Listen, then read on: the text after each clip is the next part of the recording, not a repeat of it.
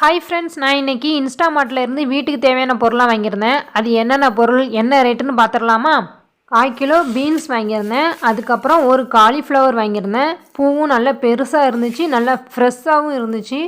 பார்த்திங்களா, உங்களுக்கே தெரியும், பூ நல்லா ஃப்ரெஷ்ஷாக இருந்துச்சு, சூப்பராக இருந்தது. அதுக்கப்புறம் 1/2 லிட்டர் கோல்டு வின்னர் ஆயில் வாங்கியிருந்தேன். அப்புறம் 1/2 கிலோ தக்காளி வாங்கியிருந்தேன். 99 ரூபாய்க்கு மேலே ஆர்டர் பண்ணால் ஏதாவது ஒரு 10-15 பொருள் காமிச்சிருந்தாங்க. அந்த பொருளை ஏதாவது ஒரு பொருள் 9 ரூபாய்க்கு வாங்கிக்கிடலாம் அப்படின்ற மாதிரி போட்டிருந்தாங்க.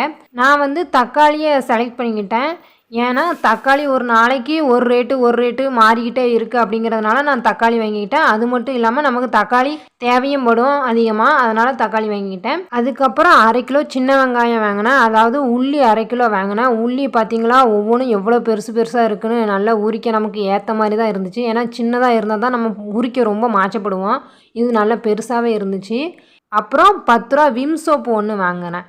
இந்த பொருள் எல்லாமே சேர்த்து 164 ரூபா தான் வந்துச்சு.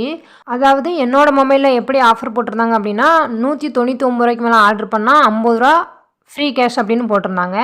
அதனால் நான் 199 ரூபாய்க்கு மேலே பில் ஆகிற மாதிரி ஆர்டர் பண்ணேன். அதுபோக 99 ரூபாய்க்கு மேலே ஆர்டர் பண்ணால் 1/2 கிலோ தக்காளி 9 ரூபான்னு போட்டிருந்தாங்க. நான் மொத்தமாக 200 ரூபாய்க்கு மேலே ஆர்டர் பண்ணதுனால 1/2 கிலோ தக்காளி 9 ரூபாய்க்கும் வாங்கிக்கிட்டேன், 50 ரூபா ஃப்ரீ கேஷ்பேக்கையும் வாங்கிக்கிட்டேன். அதுக்கான பில்லையும் அட்டாச் பண்ணுறேன், பார்த்துக்கோங்க. இது ஒரிஜினல் ப்ரைஸு. அதுக்கப்புறம் 50 ரூபா ஃப்ரீ கேஷ்பேக் கொடுத்துருக்காங்களா, அந்த 50 ரூபா போக 164 ரூபா பே பண்ணுற மாதிரி வந்துச்சு. இது நம்ம பே பண்ண 164 ரூபாயை ஒவ்வொரு பொருளுக்கும் டிவைட் பண்ணி இந்த ரேட் போட்டிருக்காங்க. ஓகே ஃப்ரெண்ட்ஸ், இந்த வீடியோ பிடிச்சிருந்தா லைக் பண்ணுங்கள், ஷேர் பண்ணுங்கள், கமெண்ட் பண்ணுங்கள், மறக்காமல் சப்ஸ்கிரைப் பண்ணுங்கள்.